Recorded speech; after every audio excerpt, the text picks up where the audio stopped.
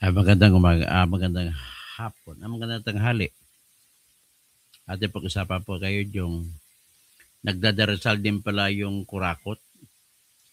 Nagdadasal kay Mama Mary na bibigay ng mga Pilipino sa maayos na kalagayan. Nagdadasal ba yung kurakot na si BBM? Buong pamilya niya. Grabe pagkukunwari, ba? Marunong tumawag sa Diyos yung magnanakaw. Ba't hindi? O, para ipakita natin muna yung mga pamilya magnanakaw. O, si Bongbong, sa litrato, nakikita nyo ha? Pakita ko litrato.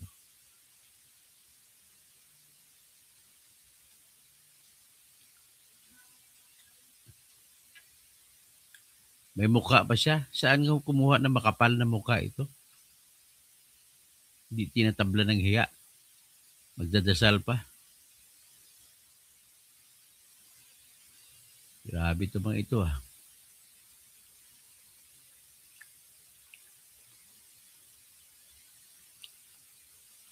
Ano sinabi nila? Tingnan natin sinabi nila. Sabi nila, you can feel the sincerity of the first family kahit anong bato nyo sa kanila na kung ano ng kasinungaling, kabutihan pa rin babalik. Nako, may kapal pa rin kayo ng mukha na isa sa... Ang nasa litrato sa pinakakaliwa si BBM. Ang kasunod, babae, hindi ko kilala to. Sunod si Sandro Magnanakaw. Katabi niya, nanay niya kasunod, nakatayo. Sa harap si Imelda Magnanakaw. O sa kanan, sa kaliwa ni Imelda, isa pang anak ni BBM na hindi niya kaitsura. Pareho sila ni Sandro, hindi kaitsura ni BBM. Tapos ang kapatid ni BBM sa dulong kanan, si Irene ata to, kung hindi ako magkamali. Have a wonderful Sunday daw. May the Lord blessings overflow in your life today. Nakakahiya naman ito mga pamilyang ito. Pamilya magnanakaw. Ito pang dasal-dasal niya. Mensahe pa niya. Mayroon pang mamameri pa na kanilang ginagawa. The President Ferdinand Marcos Jr. on Monday urged Filipinos to draw strength from the life of the Blessed Virgin Mary in building a country that praises God at its center and upholds the dignity of every Filipino. He made the remarks as the nation celebrated the Feast of Immaculate Conception. Pero mo may gana pa magsalita yung gano'n. Kaya nagdadasal ako kay Mama Mary na patayin ka na eh. O, bahala na si Mama Mary sa'yo. O di ka wag mo na patayin kasi kailangan makulong ka muna. Biro mo mali-malita. Ito, pakita ko sa inyo mali-malita na ninakaw niya. Mali-malitang pera. Lahat ng malita-malitang pera na nilatag ni Saldico. Dati kakampi mo. Ngayon, the only in any, so sa Tagalogin ko, sa lahat ng mga nakawan po na nangyari, hold upan, lahat, walang pinaka-the best na ebidensya na ikaw ay nagnaka, kundi yung kakampi mo ang magsalita. Yung mga kasama mo sa krimen. Yan po sila ang pinaka-the best magsalita sa krimen na ikaw ay nandun. So, ito po, titingnan natin isa-isa ha. Parang hindi pa rin natatabla ng hiya itong mga makakaliwa eh. Makapink, makadilaw, dipinsan pa na si BBM, lalo si Risa Ontiveros. Pilit pa rin niyang kung mag-investiga sa Blue Ribbon Committee. Pilit niya hinahanap yung mga mula sa panahon ni Duterte ng mga flood control. Ang liliit ng flood control projects nun. Kung meron man. At saka wala akong nakitang ghost project doon. At pilit niya binabalik ang pinag-usapan, pinakamalaking trilyon na nakawan. Kaya hindi dapat ito maging presidente itong gagang ito eh. O, tingnan nyo yung ito yung ebidensya ng nakawan. O yan, anong petsa yan? May 14, 2024. Cash out, 1 billion. O, kita nyo sa litrato? Katabi siya, sa gitna siya ng Maserati tsaka ibang sasakyan. Yung Maserati, yung sa kaliwa. Yan po yung may conduction sticker na UUL 90960. O, ito naman, December 14, 2024. Cash out, 250 million, 5 luggage o 5 maleta. O ito naman, litrato. October 2, 2024. Cash out, 27 luggages. Bahay po ito ni Romualdez, dineliver. 27 luggages, ang total 1 billion. Dineliver kay RR, 7:30 p.m. Oh, isa pa, May 1, obviously pinadala ito na kinuna ng litrato, pinadala sa kanila. Kasi may message pa eh. May 1, 2024. Cash out, 34 luggages, total 1 billion, delivered to RR, 8 p.m. May 2, 2024. Tapos, January 12, 2025, cash out, 500 million. Ilang malita to? 1, 2, 3, 4, 5, 6, 7, 8, 9, 10, 11, 12, 13. Grabe kayo ha. Ito naman, malita na malalaki. 500 million. 11 lamang kasi malalaking malita. January 17, 2025, dineliver. Ito pa, dineliver kay Bongbong. Kay Romaldis pinadaan. Ilan to? 500 million. Naka-deliver noong August 8, 2024. Cash out. Ito. Litrato yan. Nakikita nyo ha. Ito. 1 billion delivered to RR November 15, 2024. Yan. Ilan yan? 28 luggages. Ito. 1 billion din again. 30 luggages. Bahay din naman ito ni Megan, ni RR, ni Romualdez. Ito, July 15, 2025. Tapos ng election, nag-deliver pa rin. 500 million. At ang dineliver ito alas 7 ng gabi. Yan. Dineliver. Cash out. 1 billion delivered to RR. 7:14 p.m. July 16, 2024. Ito, February 10, 2025. Dineliver. Total of 500 million. Dineliver noong alas 6:34. Tapos, ito, dineliver noong 1 billion, June 14, 2024. Ilang malita to? 1, 2, 3, 4, 5, 6, 7, 8, 9, 10, 11, 12, 13, 14, 15, 16, 17, 18, 19, 20, 21, 22. 22 na malita. Ito naman, 1 billion. Dami nito. Malalaking malita. July 27, 2024. Alas 8 ng 13 ng gabi. Ito naman, 1 billion ulit. November 29, 2024. 28 na luggages. Alas 7:54 ng gabi. Kinunan. Dineliver. At nakikita yung Maserati ni Romualdez. Yung kotse na Maserati ni Romualdez. UL 0960. But sinadya talaga to ni Kwan, ni Saldico, na ipakita yung tawag nito, yung conduction sticker para malaman na ebidensya kay Romualdez talaga. Yan, palakihin natin. Sunod. Delivery, malaki yan ha. Kikita ninyo sa litrato, malaki yan. Andyan pa rin ang Maserati. Yan po ang katkawatan na magdasal pa kay Mama Mary.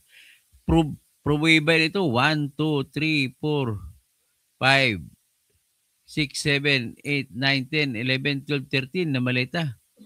Grabe kayo. So, ang halaga 500 million.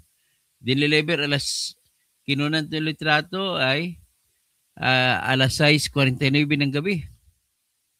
Sa bahay ni Romualdez yan. Yan, may chinilas pa ni Romualdez. So, ito, kay Romualdez ito, andyan pa rin, may isa pang nakita pa rin na Maserati. Ilan ito? 400 million. August 16, 2024, alas 6:23 ng gabi.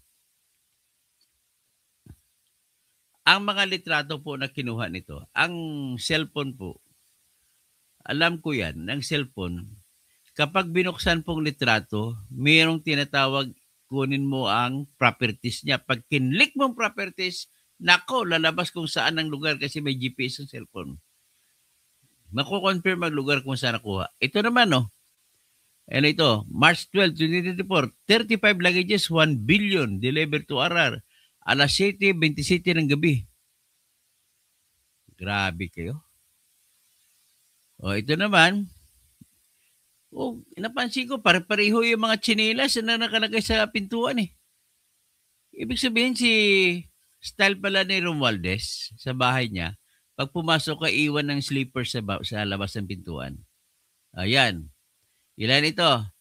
480, 500 million.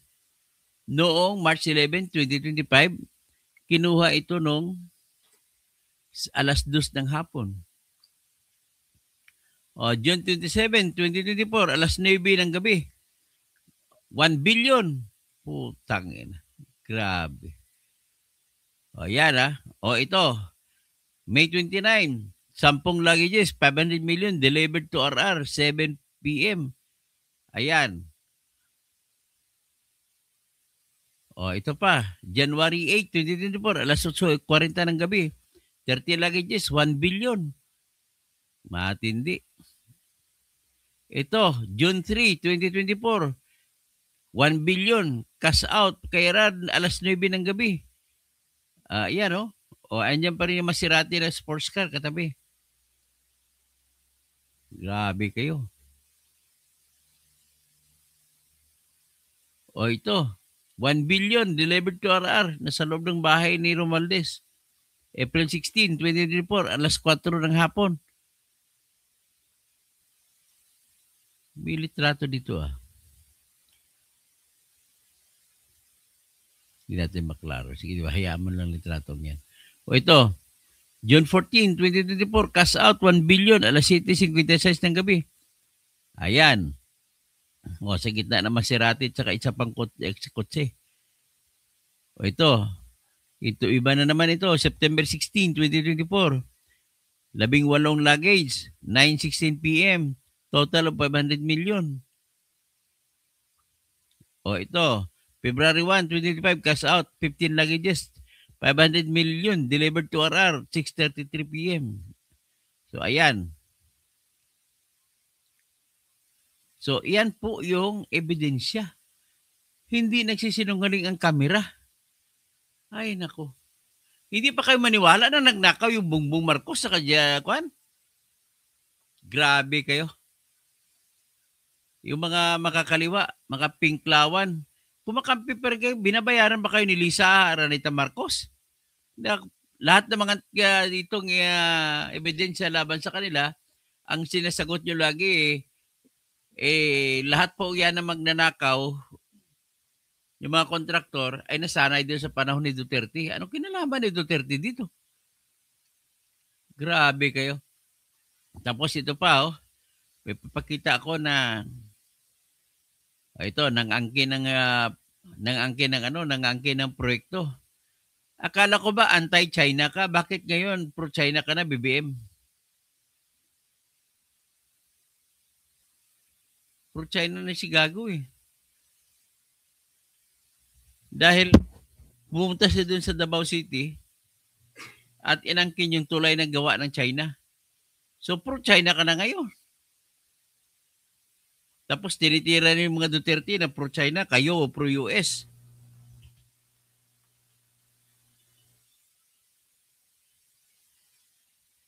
Grabe kayo, mga maluko kayo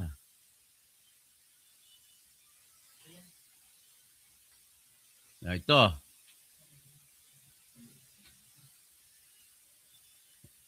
Ito, pro-China. O may Davao River na Bukana Bridge.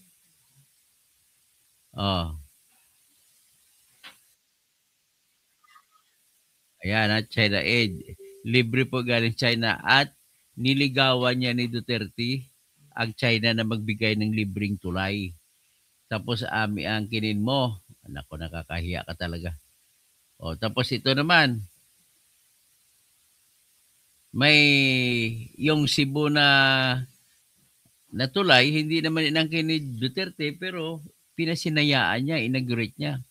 Kasi kinilala niya rin sa panahon ni Noynoy Aquino ito nagsimula. Yung Cordoba Bridge sa Cebu.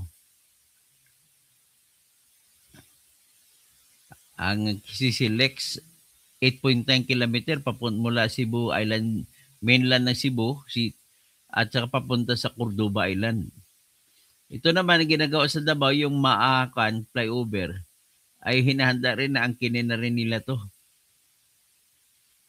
Kasi matatapos ng December 2025. Pero nagsimula ito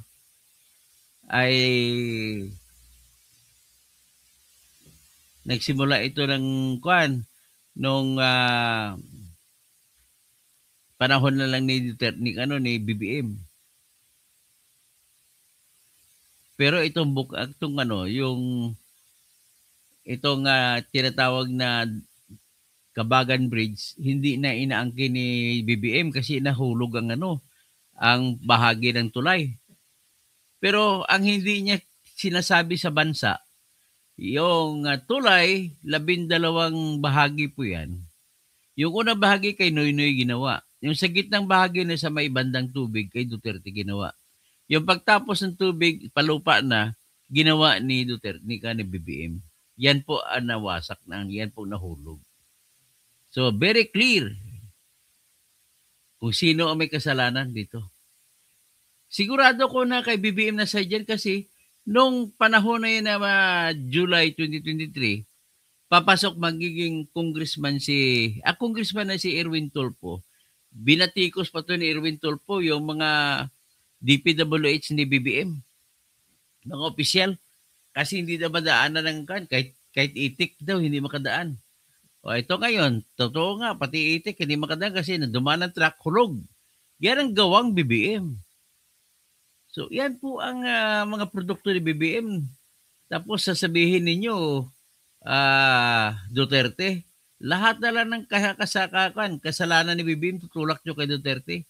Kasama dyan sa mga pakana dyan, mga sindikato na ganon, ay mga dilaw, mga pink. Number 1 niya magtutulak, magagawa ng kwento. O si Kainso. Mga ibang vlogger din, gagawa ng ganon, na nagmamaskara na oposisyon. Nako naman, oposisyon, di naman tumitira kay BBM. Yan. Yan na lang sa inyo, makikita nyo ang katotohanan ng buhay. Kaya pinagdadasal ko na sana sa pamamagitan ni Mama Mary, magkaroon ng divine intervention. Ano ba yan? Kailangan makialam ng Panginoon. The only way na matanggal tayo sa pangil at mga kuko ng mga kawatang agila. Tanging Diyos lamang. Gaya nung ginawa ng 3 bagyo na sunod-sunod. Bagyong Krising, Dante Emong, natuklap tuloy lahat ng tulay, lahat ng baha ng project control dyan sa Mindoro. Nabisto tuloy sila. Tapos style nila ay unahan ni BBM, nagsuna siya. Inunahan niya, palabasin niya, hindi siya may sala. May sala daw ay mga congressmen. Paano naman ang congressmen nagkaroon ng proyektong ganon? Para magkaroon sila ng proyektong ganon, dapat may pundo, may pera. Tanong naman, paano magkaroon ng pera para sa pundo? Sagot, pag pinirmahan ni BBM ang budget. Sino pumirma ng budget? Si BBM, di ba? Nalala nyo noong December 20, 2024, siya sana, pipirma niya sana. Tapos pinagliban niya, ginawa niya December 30, Rizal Day, ang pagpirma. Kasi daw, maraming masyado ang proyekto, pag-aralan pa niya, 4,000 page. So, ibig sabihin, pag sinabing pinag-aralan, ibig sabihin, alam mo na pinirman mo mga pera. Tapos sasabihin mo, wala kang kasalanan, ang may kasalanan, mga congressman mo. Ang pinaka-problema sa'yo dito, BBM. Dati, kinakampihan mo si Saldico. Tinatanong ka, bakit hindi pa nakansila passport ni Saldico? Yun, tinatanong ng mga media. Tinatanong sa social media. Sagot mo, wala pa kasing kaso eh. Wala pang korte na order eh. Pero, ang ginagawa mo, inaantala mo ang pagproseso ng kaso laban kay Saldi. Ngayon bumaliktad din si Saldi laban sa iyo. Ang bilis ng kaso mo. Oh. Si Saldi ko ayaw umuwi dahil takot siya. Hindi 'yon ang kung hindi siya umuwi, ang katwiran ng mga dilaw, mga kakamping na kumakampi sa kanya na binibigyan ng pera ni BBM, ay ano pa naman wala pang ebidensya. Putang ina nyo. Punyeta kayo. Nagdudugtong kayo sa pagkalugbok ng Pilipinas. Kunwari kayo mga magagaling. O bakit? Sino ba nag-umpisa ng pagdating pagtanggal pala ni Marcos noong 1986? Di ba si Cory pumalit? Yan, hindi naman yan fake news pag sinabi kong si Cory pumalit. Sunod na tanong ko, sino mga tao ni Cory nagpapatakbo? Si Joker Arroyo number 1, di ba? O hindi naman fake news siguro pag sinabi ko si Joker Arroyo. Tapos si Joker Arroyo, hindi naman fake news ito na nagkipaglabag. Gusto pa niyang kunin yung 3 Mile Island sa Makati. Na source ng corruption din. Kay Marcos dati yan, gusto na agawin. O ngayon, kasunod, hindi rin siguro fake news para sabihin na ang kapatid ni Cory si Piping Kuwangko. Anong ginawa ni Piping Kuwangko? Nakialam sa lahat ng proyekto. Kaya tinawag ni Louis Beltran na Kamag-anak Incorporated. Kaya nga si Louis Beltran nakasuhan, the only president na nagsampa ng libel case, walang iba si Cory Aquino. Kapag nagsampa ka ng libel case, ikaw opisyal ng pamahalaan, ibig sabihin may katotohanan pong akusasyon. Nasaktan kayo. Kasi kung hindi totoo yun, hindi nasaktan si Cory. Sinulat lamang na sa Manila Standard ni Louis Beltran na nagtago ka sa ilalim ng kama nung magkudita si Gringo Honasan. Totoo yan, di ba? Hindi fake news yan, di ba?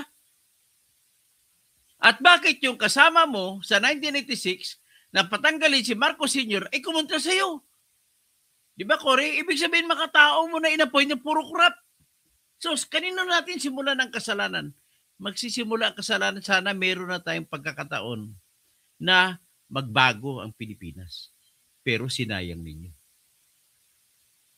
So ngayon, nung ando na kayo, inumpisa nyo, ang corrupt dati na ginawa ni Marcos, pinalawak pa ninyo. Unti-unti, pumalit kay, ang unang korupsyon na nangyari sa ilalim ni Cory ay ganito, hinayaan niya na mahalal si Ramos na hindi na nanalo. Ang nanalo doon, totoong nanalo si Miriam Santiago. Yan ang unang ebidensya ko. Mga punyeta kayo, mga dilaw, mga makakamping kayo. Mga pagkunwari kayo. Pagkasunod doon, si Ramos, anong ginawa ni Ramos? Bata ni Cory yun. Hindi ba pinagbebenta ang BCDA, ang lahat ng mga American bases na kinuha natin? Di ba pinagbebenta niya? Ang katwiran niya, modernization ng mga armas natin sa armed forces. Asan ang modernized armas? Naubos na lang na ibenta. Binenta niyo Port Bonifacio. Binenta niyo sa Camp Janhe. Lahat sa Bagyo ng mga kwan, pati sa Clark Air Base. Lahat-lahat na pinagbibenta na ninyo. Anong napala natin? Puro korupsyon. Ang mga naging sunod na opisyal. Di ba, pati si Doy Laurel, biniradyo kasi yung centennial na project natin na mag-celebrate ang Pilipinas sa ika-100 na taon bilang independyente ay ang daming proyekto. Ang unang isang proyekto na pinakamatindi, yung Expo Pilipinos sa Pampanga, 10 billion. Naging white elephant. Ang ibig sabihin white elephant, walang ginamit, hindi nagamit. Ano nangyari doon sa panahon ni Ramos? Tuloy-tuloy ang nakawan at bumagsak ang piso sa 40 pesos kada isang dolyar. Naalala niyo sinasabi, Tiger of Asia, Tiger of Asia, Tiger of Asia. Nung namatay yung tiger, naku, bagsak. Naalala ko doon panahon na yan, panahon ni Ramos. Ang daming negosyanteng bumagsak. Utang dito, utang doon. Ang utang pa noon na uso, umutang sila sa dolyar. Maraming nagpatayo ng mga negosyo ng mga pribadong tao, umutang ng dolyar. Anong nangyari? 1997 market crash. Bumagsak ang dolyar. Bumagsak ang dolyar dahil doon sa pagbagsak ng isang trading ng Baring Bank. At isa ang Pilipinas na tinamaan ng husto kasi umutang kayo ng dolyares. Ang utang ng Pilipinas na dolyar ay tumaas ang problema kasi mula sa naalala ko na mula 27 pesos per dollar, 24 pesos per dollar, nagiging 40. Bigla. Overnight. Isang gabi lang pagitan. Ano nangyari? So naging limdak si Ramos, nawawala yung mga Philippines 2000 niya. Asan ang Philippines 2000? Pumalit kay ERAP. Lalo pa na lugbok, panahon ni ERAP, lahat ng mga waiting, sinalihan. Yung kaibigan niya na si Dantitan, nagpatayo ng tinatawag na Bingo to at nagpatayo ng BW Resources. At tapos nag-insider trading. Ano yung insider trading? Merong korporasyon na ginawa nila, BW Resources, mga bata ni ERAP ang naghawak niyan, sila ni Dantitan. At si Dantitan po ang utak kung bakit kinidnap si Bobby Dacer saka si Corbito na kanyang driver. Alam na alam ko kasi personal kong kilala si Dantitan. Alam na alam ko kasi kainuman ko noon mga tao ni Dantitan. Hindi ko na babanggitin mga pangalan nila. Sa tuwing mag-inuman kami, nakikinig lamang ako. Ako'y kumukuha ng mga kwento dahil editor ako ng People's Tonight noon. Iniimbita nila ako dahil ako nagpapasok ng advertisement ng kanilang resulta ng Bingo 2. Kaya narinig ko lahat ng kwento. Mga kaibigan ko lahat ng tao nila. At ang pinag-usapan, yung insider trading, na darating ang araw, babagsak yung presyo ng BW Resources. So anong ginawa? Ang ginawa nila, inumpisan nila, sila mismo na magbarkadahan. Barkada bibilhin ang BW shares sa halagang, halimbawa, 20 pesos. Ibibenta sa pangalawang barkada. Pero papel lang yun, papel. I-anunsyo sa buong Pilipinas. Binibenta yung share ng BW 20 pesos. Kasunod, bumili ang bagong kaibigan. I-anunsyo, nabili ng 21 pesos. Tumaas. Sunod kaibigan, nabili ng 23 pesos hanggang sa umabot sa 100 pesos. Nabenta. Bumili din ang tatay ni Alan Peter Cayetano na si Kumpanyero. Anong pangalan ng tatay niya? Corrupt yun, sobrang corrupt din yun. Si Cayetano na nagpo-prosecute kay Jessica sa kaso ni Freddie Webb. Anak ni Freddie Webb. So, ito si Rene Cayetano. Bumili siya. Siguro ng panahon ng hawak niya, nasa 60 pesos per share. Ibig sabihin tumaas. At binenta niya rin sa iba. Pagdating sa dulo, nabisto, ang SSS, inutusan ni ERAP na bumili ng share ng BW Resources. Ganon din GSIS. So, ano nangyari? Nagbubagsak kasi para ang bilihan po ng shares of stock, para maintindihan ninyo na nakikinig sa akin, para po yung cheque. May cheque ka, magre-discount. Ibigay ko kay Enilyn Marbilla. Cheque ko. Pwede mong isangla din yan. Ikaw naman, kasi kailangan mo pera, ang cheque ko binigay sa inyo, 100 million. Ginawa mo, lumapit ka sa pangalawang tao, kailangan ko kasi pera ngayon Pwede ba kunin mo lang 90 million na lang? Sa iyo na sobra. Kasi ang date ko ng petsa na maipapalit ay 2 buwan pa mula ngayon. Hindi ka na makapaghintay. O kaya, pinalit mo, meron namang tumanggap. Sige, kumuha niya. Binigyan ka lang ng 90 million. So, kikita siya ng 10 million kung mapapalitan ng cheque. Ang kasunod naman, binenta niya man kasi hindi siya makapaghintay. Sa kasunod, pangatlong benta. Ang pangalawa. So, ginawa, binenta lang 92 million. Bahala na, kikita lang ko 92. 2 million. Ibinenta mo na, bahala ka na sa dulo. Yung pangatlo, na bumili 92 million, binenta rin 95 million hanggat sa dumating sa dulo. Pagdating sa petsa na dapat bayaran cheque, bagsak, walang laman ng cheque. Ganon po ang nangyayari sa BW Resources sa panahon ni Erap. Sino si Erap? Binuo yan. Kahit sabihin natin kontra sa kakampi ni Marcos Lungaro, binuo si Erap ng mga tao ni Cory. Kasi ang mga tao ni Erap doon, galing din sa mga tauhan din ni Cory. Ibig sabihin si Cory malinis. Ang mga tao niya ay hindi malinis. Mismo kapatid nga niya hindi malinis eh.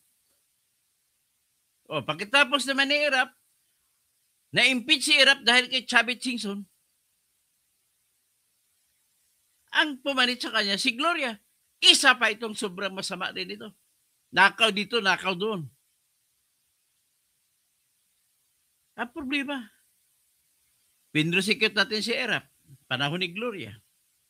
Napatunayang nakaplander. Pinrosecute si Gloria sa panahon ni Ninoy. Umabot ang prosecution sa panahon ni Duterte. Ang problema sa atin ay mga magnanakaw nakakawala. Bakit? Hindi ba magaling mga abogado na humawak ng ebidensya at nagpresenta ng ebidensya laban sa kanila? Magagaling po. Ano magaling? Magaling magtago. Binibenta po ang ebidensya. Bakit natatalo lahat ng mga Marcos cases na sinampa panahon ni Cory? Kasi po, sa panahon ni Ramos ay pinagbebenta ng kanyang PCGG chairman na si Magtanggol Gunigondo ang lahat ng ebidensya na original copies. Ang iba hindi pa naibenta. Dumating ngayon ito sa panahon ni Noynoy. Ang inappoint ni Noynoy sa PCGG na si Andres Bautista, binenta rin ang mga original. Kumita siya ng 1 billion. Kumita pa sa Smartmatic ng 1 billion. Naalala niyo ba yun na ang kanyang asawa ni si Patricia ay lumabas sa publiko para sabihin nakita niya mga bank accounts, mga passbook ng kanyang mister na 1 billion ang laman. Tapos marami siya mga titulo na kita na hindi niya alam, hindi pinaalam sa kanyang mister na bibili pa na siya ng mga lupa. Therefore, wala pong excuse kahit sino-ino'y malinis pero tao niya nilagay hindi malinis. Isa sa hindi malinis na nilagay dyan, si Andres Bautista ka. Ang isa pang hindi malinis na ginawa nilagay dyan, si Josephine de la Cruz na dating gobernador ng Bulacan. Nakaw dito, nakaw doon sa Philpost. Ang dami, pati si Maruas magnanakaw. Oh, dumating na ngayon. Tapos si Ninoy, si Duterte. Kay Duterte, may mga magnanakaw din. Pero hindi masyadong malaki ang pagnanakaw sa panahon ni Duterte. Bakit? Itatakot sila. Isang salita lang ni Duterte. Kaya nga, ang nakakabenepisyo lang ng flood control yung lumalapit na kay Duterte na iilan. Yan ang katotohanan. Tapos maliit lang ang halaga ng proyekto ni Duterte. 90 billion pinakamalaki. Nung lumabas sa 2022, 128 billion na.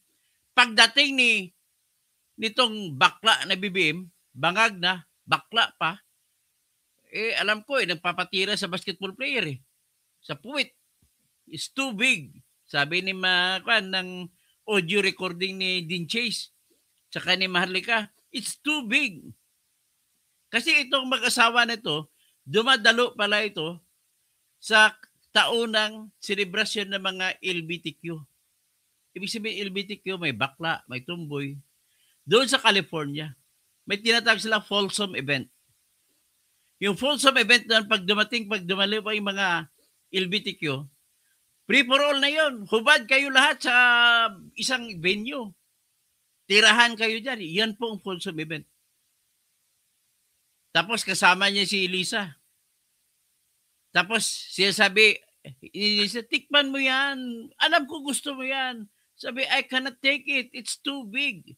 Tubig na tubig, water. O yan. Ayon yan sa dokumentado na pinalabas ni Gene Chase. Audio recording. Bahala si Gene Chase niya kasi sa Amerika niya pinalabas. Kung kakasuhan man siya ni BBM ng anti-wiretapping law violation, nasa kanya yan. But then, hindi naman lalabas yan. Ang boses, alam nga naman AI yun. Alam mo naman, pag may Xerox copy, may pinanggalingan. Ganun lang ko, kasimple lang yan. Kung may usok, may apoy na pinanggalingan. So, proceed tayo ngayon. Pagkatapos ni Duterte, may nangyaring parmali. Pero magkano lang ninakaw? Maximum 14 billion daw. Pero hindi naman ako niniwala na ninakaw lahat yun. Bakit? Maraming bakuna na dumabas sa buong Pilipinas eh.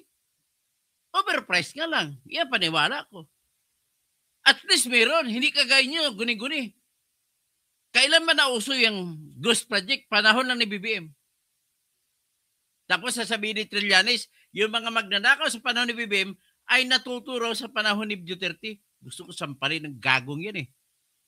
Bakit ka nag-awkward mute eh kung walang pagnanakaw noon? Di ba? Sinungaling kang tao ka. Kaya hindi ka na nandalo uli ng pagka-eleksyon eh. Isa ako sa bumuto sa'yo dati nung una kang tumakbong senador. Hindi na kita bubuto ngayon. Lalaitin pa kita. Sinayang mo mandato ng tao sa'yo. Tapos gagawa pa ng kwento. Sino ba maniwala niyan? Magtanong ka sa kahit sinong abogado, sasabihin niya na si Kaufman binabayaran ni Duterte ng 150 million kada buwan. Por Diyos por santo. Paano magtotoo yan? Magnanakaw nga tao. Ibig sabihin, magnanakaw na tao, mapapabayad mo, papapagastos ng 150 million. Sabi niyo, magnanakaw si Duterte. Magnanakaw po, kuripot. May pinaka-number 1 kuripot yan. Mas kuripot ba yan sa Ilocano? Ganun na magnanakaw. Walang tribu-tribu yan.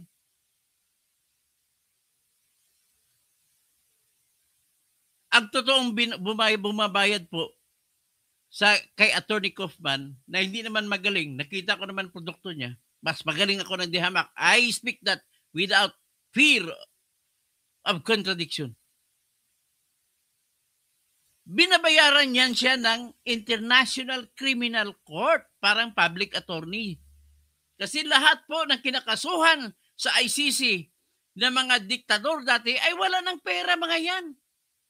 Lahat sila binabayaran 2 million pesos a month. Mga abogado na mga nakukonvict dyan. Hindi naman ibig sabihin pag magaling abogado may mananalo ka. Hindi. Depende sa ebidensya yan. Kung magaling na abogado lang, mapangangalagaan lang ang iyong karapatan. At kung may argumento ka na may karapatan ka pa, maipapanalo mo yan. Sa totoo lang, kung ako naging abogado Duterte dyan, number 1 ko na ebidensya dyan, simple lang. The only way na maparusahan mo ang isang tao ay kung merong batas na nagsasabi na mapaparusahan siya. Halimbawa, para maintindihan ninyo, meron tayong kaso na murder. Ikukulong ka ng habang buhay dahil may batas na nagsasabi kung ikaw ay makapatay. Tanong, kung walang batas ganun, may kukulong bang pumapatay? Hindi.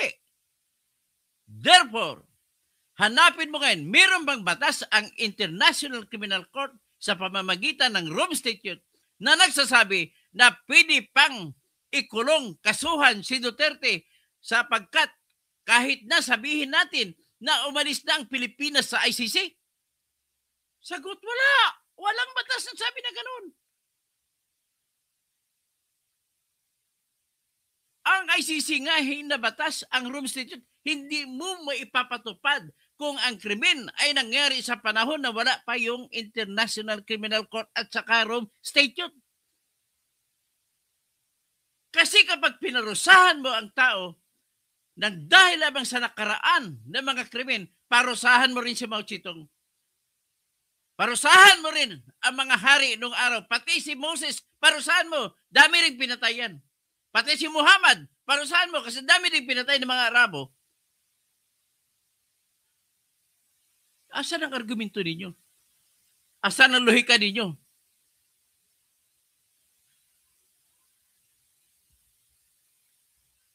Ang ginagamit ng mga makakaliwa at mga abogado na kumukontra kay Duterte sa ICC, pwede pa siyang ihabla at pwedeng husgahan dahil daw kuno sa Article 127, Paragraph 2. At specifically, yun yung proviso na nagsasabi, as long as there is any matter under consideration by the court, may jurisdiction pa daw. Tanong, ano ba yung any matter na yan? Is it a law that says that you can charge and prosecute and sentence Duterte? Walang sinasabi ganun. Sa ilalim po ng prinsipyo ng criminal law, kailangan everything must be clear. There must be no doubt. That's why the law, the principle says that a person can be convicted of crime if there is proof beyond reasonable doubt. And any doubt in law must be resolved in favor of the accused. May doubt tayo ngayon kung ang preliminary examination ay kasama o hindi. Dapat ganun pag-argumento ni Kaufman. Buboy. So ngayon, pupunta natin kay Bobby M. O ano ngayon? Trilyon-trilyon lang ninakaw. Kay Sara, milyon lang. Kung ninakaw man niya, hindi rin ako niwala kung ninakaw niya. Ang ibig sabihin ng Merigris Piatos, hindi po yan pagnanakaw. Ang ibig lang sabihin ng Merigris Piatos, yan po ang paraan ng mga military officers sa pagtago ng pondo na ginagamit sa intelligence fund at pag-ibibigay sa mga tao kasi walang mga tao magsasabi ng impormasyon kung ibibisto mo silang pangalan nila. Isang ehemplo na sabi ko sa inyo. Paano ni Noynoy na tuntun kung nasaan si Marwan, yung number 1 bomber sa Asia noon, noong panahon na namatay ang SAF-44? Paano? Binigyan po ni Noynoy sa pamamagitan ng pundo galing sa FBI ng 60 million ang bata ni Marwan na katabi-katabi niya lagi. Walang ibang hiningi ng impormasyon. Cellphone number lang. Itatrack na ngayon ng GPS. Kaya yun ang dahilan kung bakit pumunta sila sa Mama Sapano. Ang ugok lang doon yung general na nag-supervise sa kanila si Napeñas.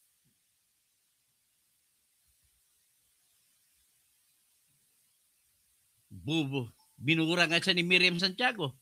Napeñas! Why did you compromise 44 gallant men? Hindi mo ba alam? Anong oras kayo pumasok? Nalaman, pumasok. Alas 4 madaling araw.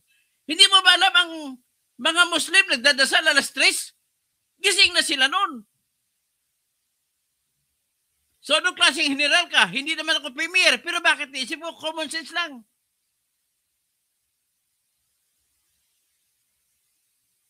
Nadamay mo pa yung ibang mga Muslim sa issue na yan. Dapat si Marwan lang ang nadamay.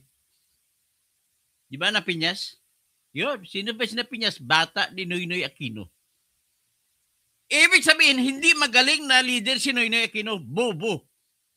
Kasi siya pa rin ang may final na say kung kailan pumasok.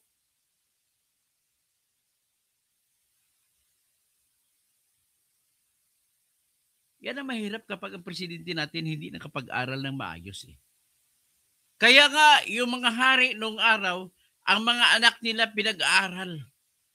Kasi preparasyon para kung sila na ang papalit sa trono, hindi mauwi sa kawalan, hindi matutumba, hindi babagsak ang trono ng hari o di ka ng reyna. Yan pong dahilan. Kaya bakit? Dapat the highest form of education must be given to persons who have that quality or potential to become President of the Republic of the Philippines. Ano ba presidente bobo? Kita man, nangyari na kay Erap. Bobo. Magnanakaw lang, bobo. Magnanakaw lang, tatanggap pa ng cheque. Jose Velarde. Sundin mo si Bongbong, walang cheque. Yung lang direktang utos, dumadaan kay Romualdez. Dumadaan kay Jojo Cadiz sa pagtanggap.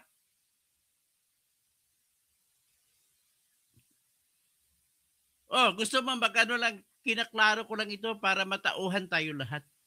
Huwag nating isisi sa isang tao lang. Isisi natin sa ating lahi. Mas tama ang kanta ng asin. Tayong mga Pilipino raw ay lahing magnanakaw. So ano ang dapat sa mga lahing magnanakaw? Dapat sistema ang panlaban. Kasi may ibang mga bobo sabi, it is not the system that is defective. It is the people in the system. Bullshit. Why will you go with that theory? When in fact, you are only opening the space, the wealth, the diamonds, the gold that we have to thieves. You are opening our blood bank to Dracula. Kaya sa totoo lang, ang pinakasistema kung meron man, bakit? Pilipino ba magnanakaw? Sila lang bang lahi magnanakaw? Hindi rin po. Marami din ibang lahi magnanakaw din. Kaya nga merong parusa sa US robbery. Kasi para kumahuli, ikukulong. Ibig sabihin, kung bakit may batas na ganon, may mga taong gumagawa ng ganon. Kung may batas tayo laban sa pagnanakaw, meron tayong mga magnanakaw. Ganon din sa Amerika, may batas din sa pagnanakaw. Sa China, ganon din. Sa ibang lahi, meron din. Ibig sabihin, lahat ng lahi ay merong mga magnanakaw din talaga. Diba kasabihan niya ni Floranti at Laura? Sa gubat may ahas. At ito mapagkunwari, batas ni Balagtas. Kaya iingat kung salubong sa iyong ngiti. Hindi mo sigurado, di ka kampi. Pag nakangiti, hindi ka kampi yan. Mas maganda pag ganun. Kaya mga politiko, pag eleksyon, lahat nakangiti. Lahat. Kahit hindi kilala, lahat. Lahat naging kamag-anak pa. Yan tayo. Gusto pa ba natin ipagpatuloy ito? Gusto pa ba natin na hindi gurgurin ni si BBM? Klarong-klaro ng pagnanakaw. Tapos, wala pa namang ebidensya. Sampalin nga kita eh. Dapak na ang kapatid nagsasabi na adik siya. Wala nang duda yan. Sino ba naman kapatid ang maglugbok sa kapatid? Lalo ng kapatid mo, presidente, itatago mo yan kung hindi totoo. Kahit totoo pa, itatago mo yan. Pero pag umabot sa sukdulan at wala na ibang paraan, kaya nga sinabi ni Amy yan eh. Alam niyo ba? Kahit nga kayo sa inyong pamilya may mga kapatid kayo na tinatawag na black sheep of the family.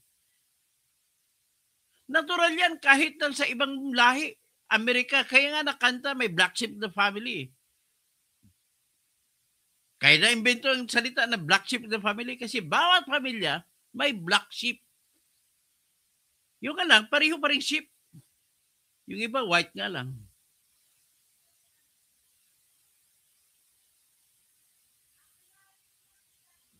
So ngayon, panahon naman ni Marcos, dami dyan, panahon ni mga kakampi ni Duterte noong araw.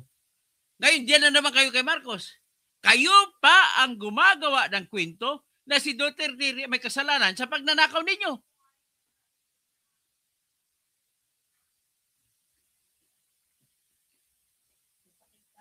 Tapos itong mga convenient na mga sagot na mga bobo na nagko-comment sa aking vlog, kasuhan mo, tarantado ka, kasuhan.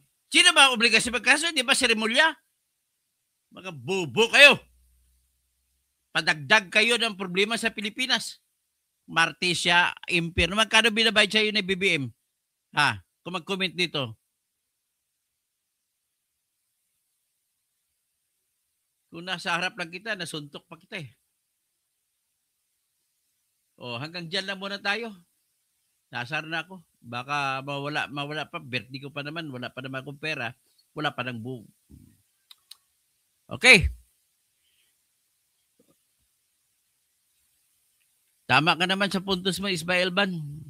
Puro hearing Senado, walang clip. Ganun eh, hearing-hearing sa ICI, puro delaying tactic. At ayaw na ngayon, nung gagawin na ngayon mga senador at mga congressmen, gagawa natin ng batas para maging permanente ang ICI. Ayaw naman ni BBM. Bakit? Napansin niya eh. Napansin niya na isa-isa mga kakampi niya na napatawag. Pati si Sandro napansin niya, pinatawag. Si Sandro, kuno matapang. Kinukumpara pa sarili niya kay Pulong Duterte na, siya ay duwag. Si Pulong Duterte, duwag. Tapos siya matapang. Pumunta siya sa ICI. Ibig mo ba sabihin, naging matapang ka, Sandro, dahil pumunta ka sa ICI? Hindi! Bakit? Executive session na sikreto. Hindi ka matapang. Duwag ka. Huwag mo sabihin, mas matapang ka pa kay Pulong Duterte. Pareho lang kayo duwag eh.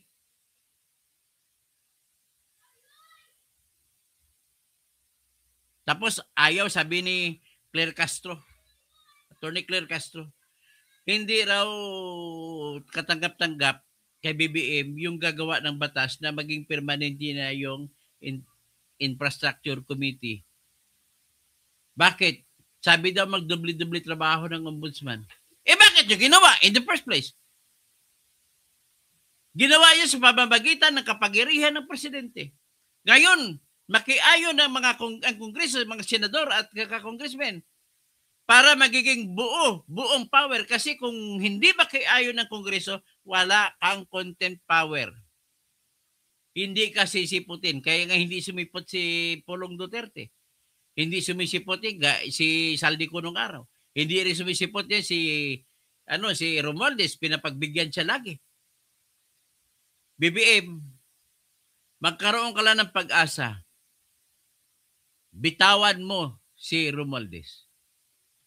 Ikaw na lang aantay namin lilitisin pagtapos maging presidente. The only way para makasurvive ka. Sa ngayon, 21% ka. Nung nagsuna ka, akala palakpakan mga tao. Mahiya naman kayo! Sino ba yung kayo? Kasama ka pala dun. Ikaw pala nangunguna eh. Diskarte mo lang yun, kunwari, para hindi ka mahuli. Pero bakit mo nalaman na may huli? Hindi pa na alam ng Pilipinas na may huli. Nangyari pa na sa flood control. Hindi pa namin alam. Nagtataka na lang kami, bakit mo sinabi yun? Kasi pala, na alam mo na pwedeng mangyari kasi kumukuha ka ng 2 billion kada buwan. At nakita mo na ang nangyari sa Mindoro nung umulan ng bagyo, 3 sunod na bagyo. Si Crising, si Dante, si Emong na bagyo. Tinuklap ang lahat ng ginawa mo. Pati yung hindi mo ginawa, natuklap. Ang dami mong ghost na 421 na flood control projects hindi ginawa, nabayaran. Paano mangyari yan? Mangyayari ba yan kung ayaw mo, BBM? Bakit sa panahon ni Duterte, nangyayari lang yang kontrata kung gusto ni Duterte? Ang lahat ng mga congressmen noon ay walang palag. Saan ka may makakita ng presidente? Mamamatay tao nga. Kaya dahil sa pagiging mamatay tao niya, doon natatakot ang mga kalaban. Di ba nalala rin si Lusitan? Ilang bilyon na palang utang nagpal sa gobyerno. Sabi niya, bukas pasara kita pag hindi ka bayad. Kagad-agad, bayad si Lusitan. Ganon dapat ang presidente na kukunin natin. Lahat ng hari po na naging sikat na hari, pati si Moses, pati lahat-lahat po sa ating kasaysayan sa mundo. Maraming mga pinatay. Huwag mo sabihin si Julius Caesar ay walang pinatay. Naging emperor si Julius Caesar dahil ang galing niya. Ang dami niyang pinatay ng mga kalaban, mas kahit na kasama niya. Para lamang siya ipatayin ng anak ng kanyang kabit na si Marcos Brutus.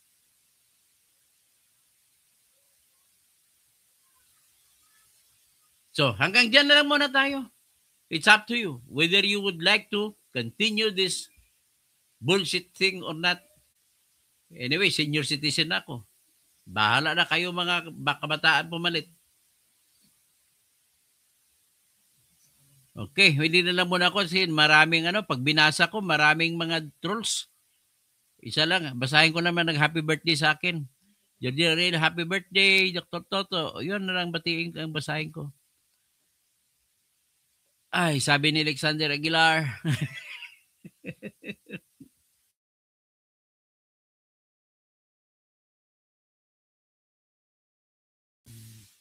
Ibang tip muli.